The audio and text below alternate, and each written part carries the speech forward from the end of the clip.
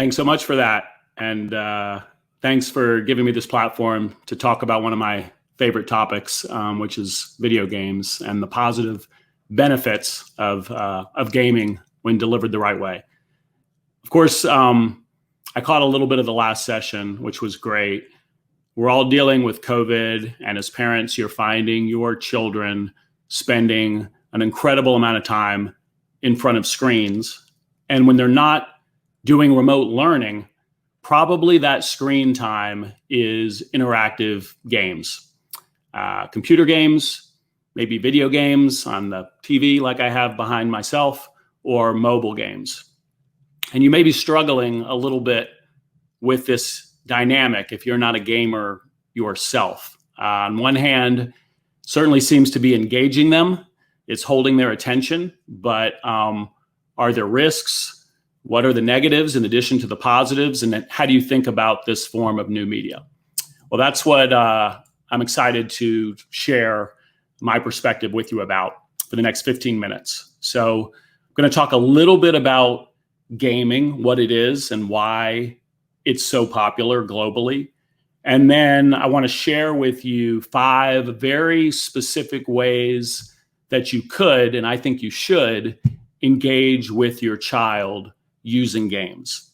And at the very end, we'll drop some bonus content around how you can actually use gaming, use their love of gaming to keep your child or teen engaged with the Jewish community.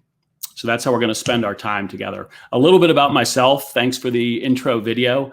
I work within the game industry, spent about 15 years developing games and running esports events. There's about 70 million people that have played games that I and my company has made. So a lot of experience as a game developer.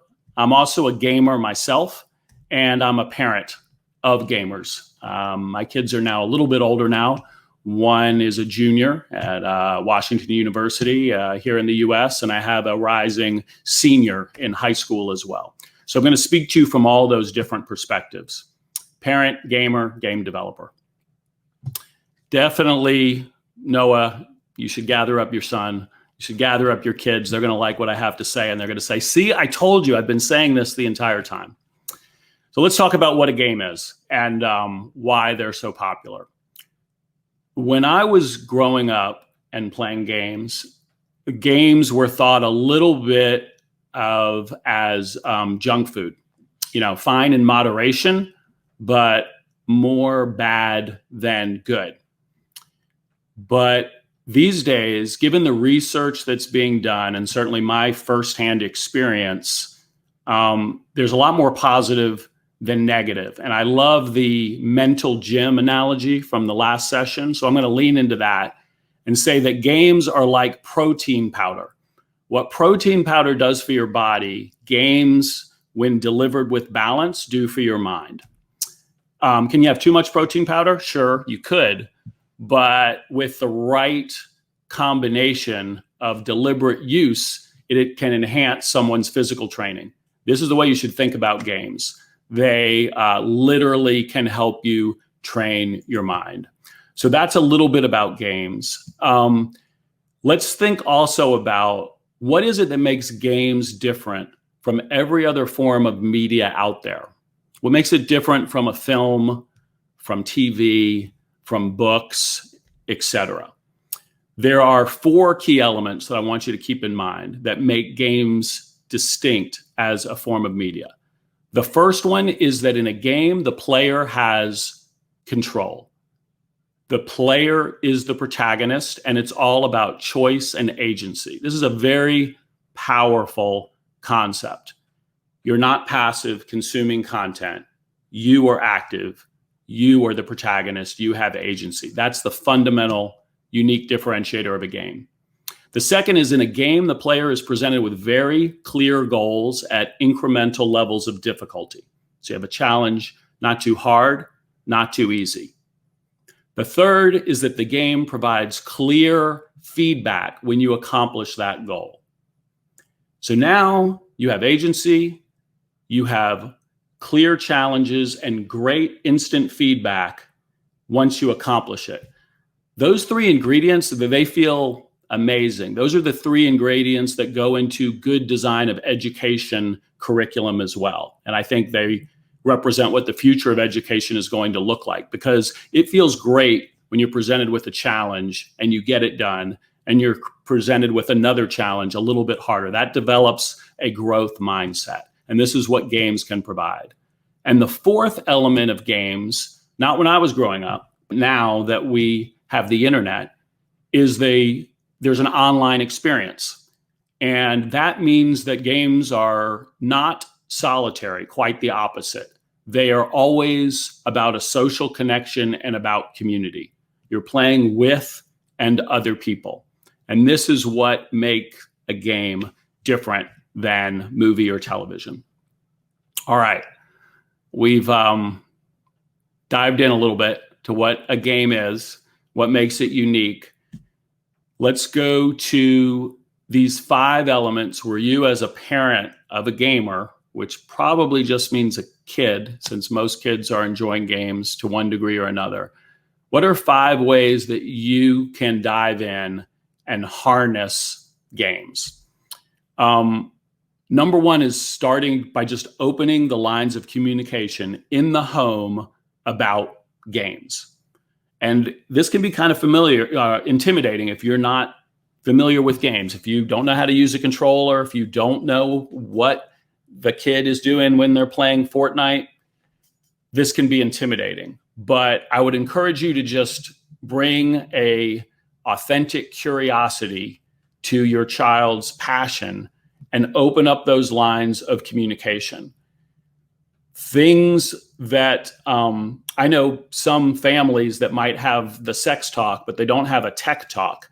And having the tech talk, just knowing that your kid is interested in their passion, and particularly when they move to online, having that open line of communication, it's very, very important. So that's the first one, is don't make it a taboo topic. Engage and let them know you're interested. That's number 1.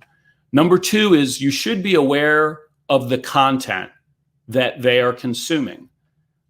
Some families have screen time. We didn't implement that in my family. It's a little hard as a game designer. And to me, it honestly doesn't make sense. It would be like limiting book time. I literally don't understand it. But every household makes decisions. But what is very important is understanding the content. In the same way you look at the content of books, you should understand the content of the games. Be aware that every game is rated just like movies, from E for everyone to T for teen to M for mature. And that rating system is pretty good. If you want an additional resource, I'll recommend Common Sense Media as a nonprofit that gives parent and kid feedback related to the content itself. What's the depiction of content? So number 2, be familiar with the content. Number 3, use the fact that your child will eventually want to play online games to teach digital citizenship, which is a concept that many schools talk about.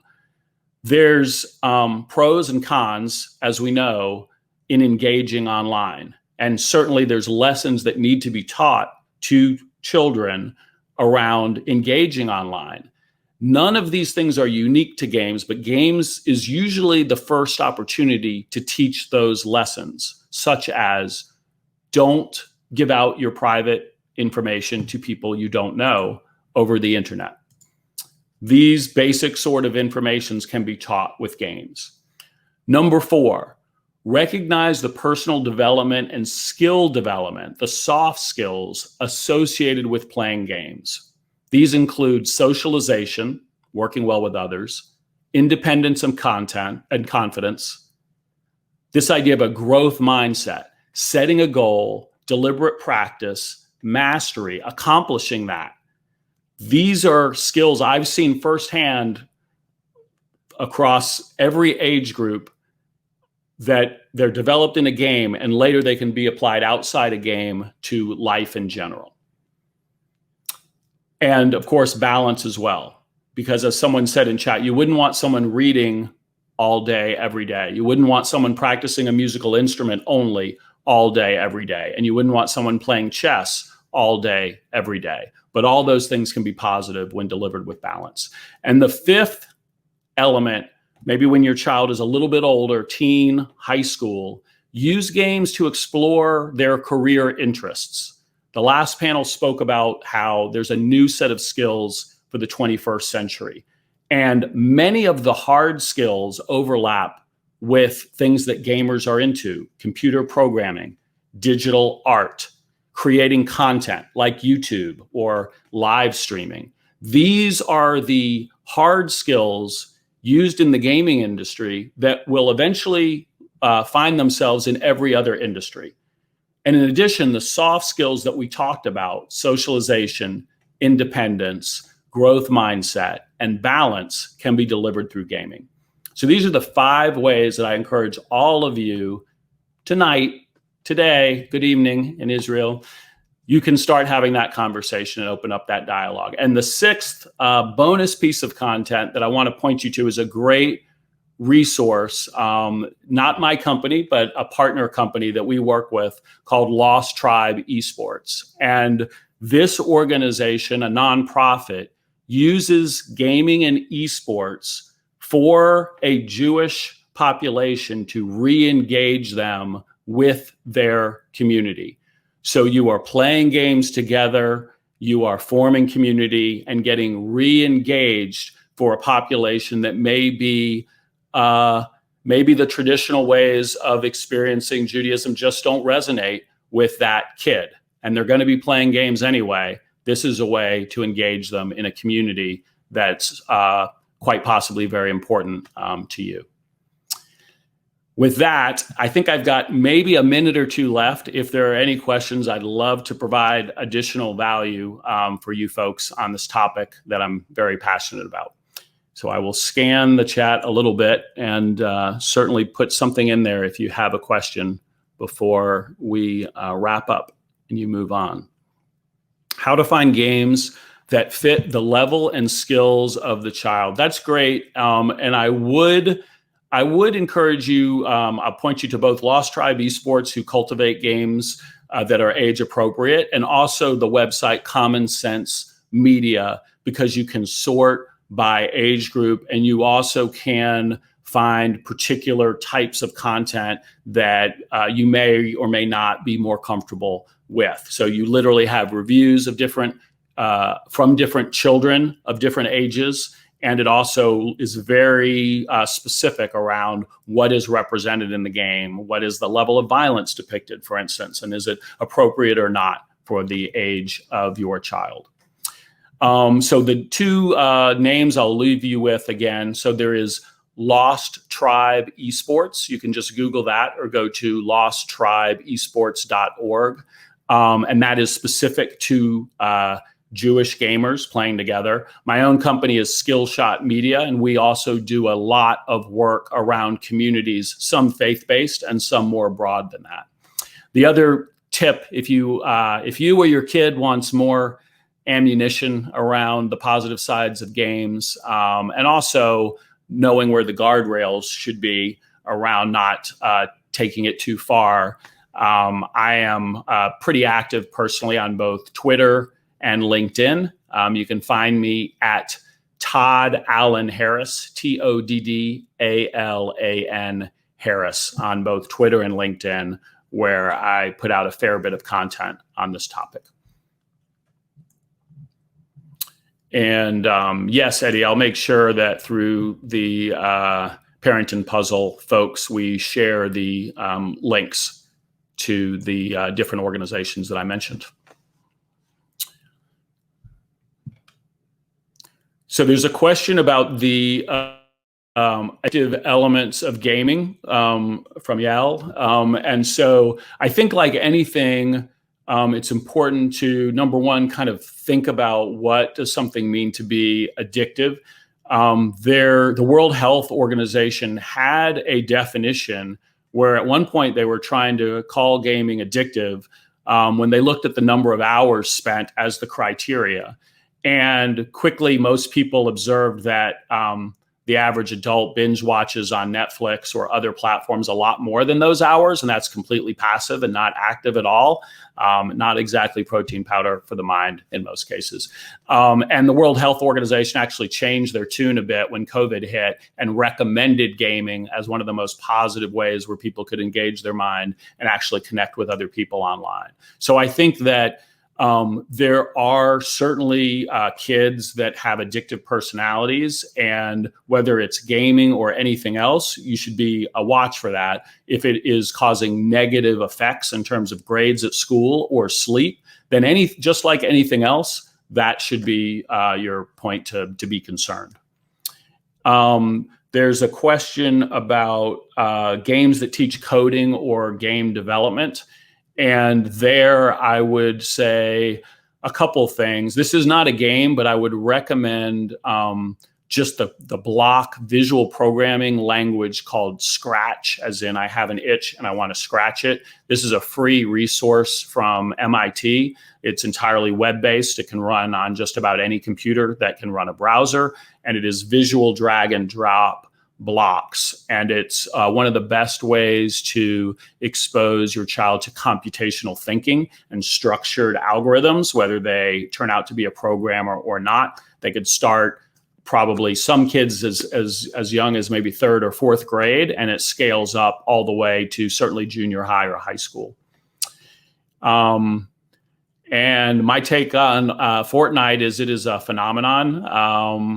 Juju, Fortnite is an example of how gaming is starting to become a platform that is broader than itself. So there have been musical concerts inside the game of Fortnite. In fact, the biggest K-pop band in the world is going to perform in about a week.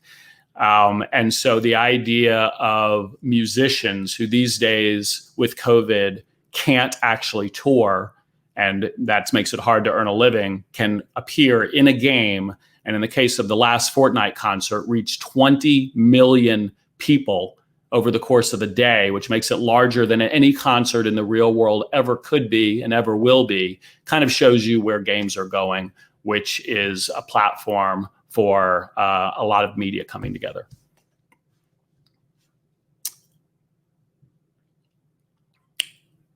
With that, I think I will wrap it up because I am right about on time. But again, really enjoyed this opportunity. Thanks so much for the platform to talk about this. Please hit me up over LinkedIn or Twitter if you have follow-up questions, and you can check out Skillshot Media and Lost Tribe Esports.